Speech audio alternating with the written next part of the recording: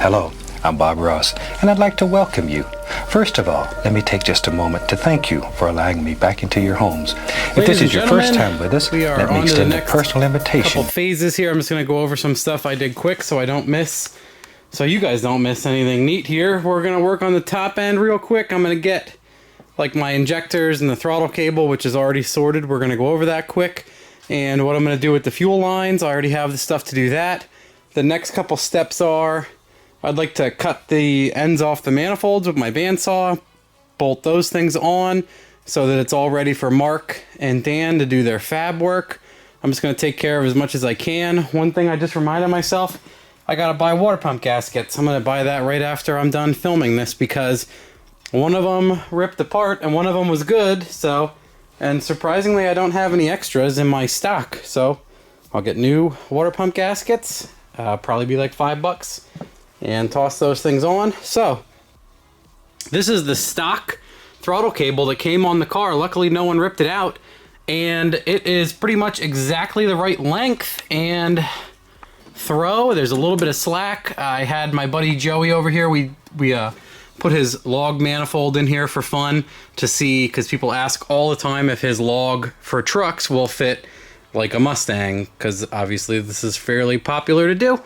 So I mean, if you want your turbo up here and you want your downpipe running into the shock strut tower assembly, that's fine, because that's exactly what it does. It puts it in kind of a bad spot on the cars. I posted some pictures of the S475 like hanging way out of the hood. Some people were flipping out. Other people were like, yeah, it's not going there. It's going to go over there. So stop freaking out. You'll be okay. Everyone will be fine. I promise. Anyway, I went ahead and just stuffed this guy in here. It has a different T clasp on the end, but it sits in here beautifully. And this is like a 1 bolt, like a 10 mil bolt that goes in here on the stock Mustang stuff. So as you can see, all that I did was I drilled a hole roughly the size of the bolt hole, because all you need is, once the thing has slack, this bends all over the place. So it'll eventually like pop itself out or some other dumb sorry, excuse me, dumb stuff. So I drilled a hole and blew a pop rivet in there, and it holds it beautifully secure. It's fine. It's done. It's done as far as I care. My buddy Joey was here. We tested it. Goes wide open very easily. Everything's good. It's fine. The only thing is people flip out. How are you going to remove the intake? You take the bolts out, and then you're fine.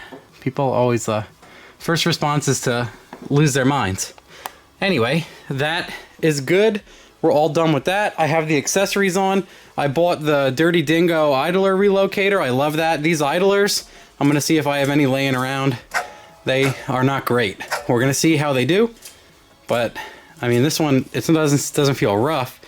This one feels a little rough. We'll see if they make a lot of noise and come apart. Push come to shove, we'll deal with them later. And I knocked the power steering pump off so I could just use the truck alternator mount. And other than that, everything else is pretty good. What I did get for this car is the Snake Eater. Okay, I bought a set of Snake Eater 1500s, and my brain totally wasn't working when I shot this part of the video, and I couldn't even remember what injectors I bought, and I am just babbling incoherently. So all I talk about is I got Snake Eater 1500s.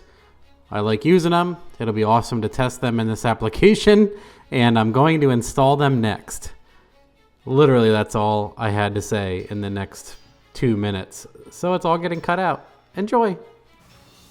Okay, we are pretty much ready to rock here.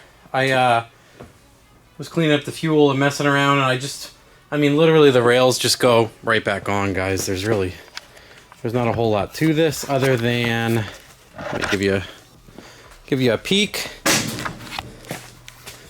See the spacers? That's just some tubing I had, and I put longer bolts in because these injectors are taller, so you need to space the rail mounts, and everything's in there nice and tight.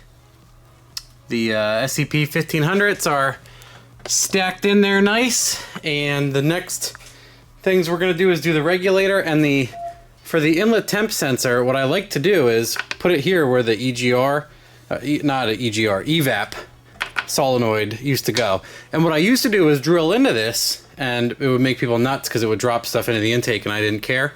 But what's even easier is just sanding the lip and putting it in. It's harder to drill this exactly like a nice tight fit, so you have to, what you want to do is drill it so it, sand this guy down so it barely fits, and then put a little bit of RTV on it and then bop it in with like a dead blow.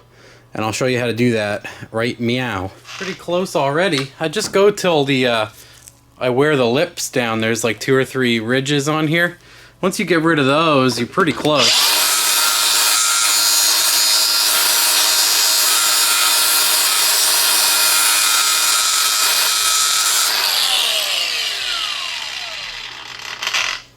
Once you can push on it and it wants to stick,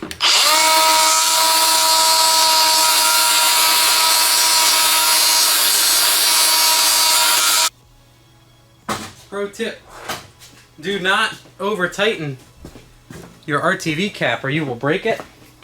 Air will get in. So yeah, we got a nice taper on there. Ooh, ah. We got the RTV on there. And we just schmutz it on there. And then I get these out of the junkyard. I leave the junkyard connector on it and I face it this way. So it's easy to get your thumb underneath that connector to pop it out. And then I hit the connector with the wires in it so I don't accidentally bust the connector that I want to keep.